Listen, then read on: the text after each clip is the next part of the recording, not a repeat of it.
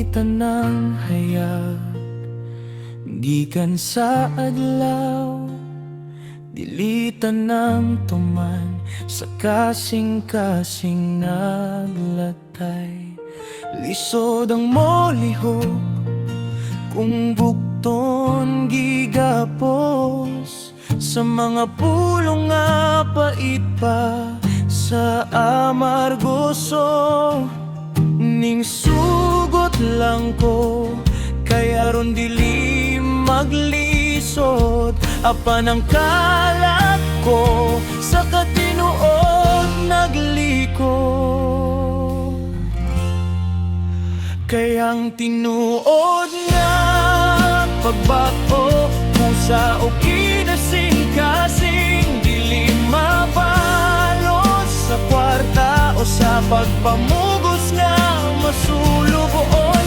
Dili kinidulangan na ay bayad ang pagtuman, kayang Diyos nagtanaw sa lunsay nga kahilom. Ang dili sa gawas nga nindot, apan sa sulod tunay taya. Ang tinuod nga pagbato, gikan sa gugma, dili sa pagpanghadlok. Ayaw kog sukda sa kantidad, sa sinsilyo, kayang kalinaw sa huna-huna, dili nimo mapalit o kwarta.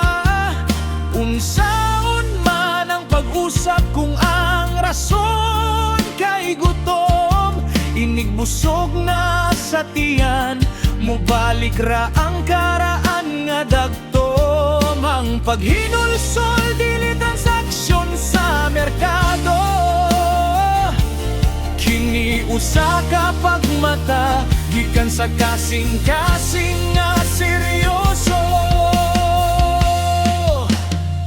Sama sa liso nga gitanom sa yuta, kinahanglan og panahon, kinahanglan og pagamuma. Dili mapugos ang pagbuswak sa bulak,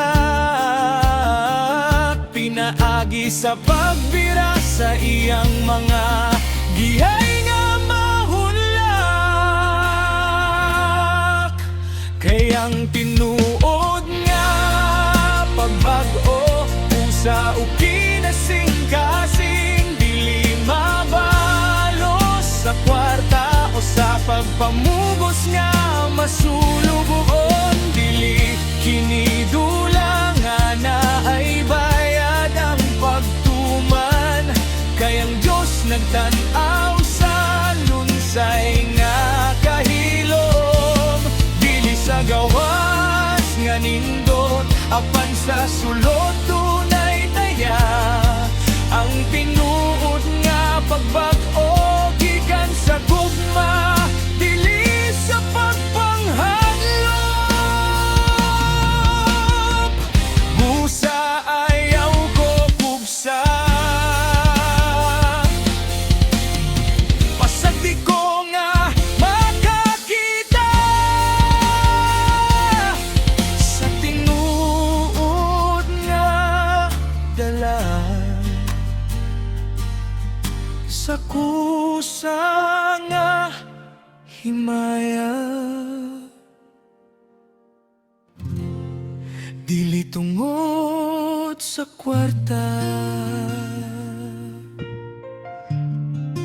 kundili tungod sa gugma.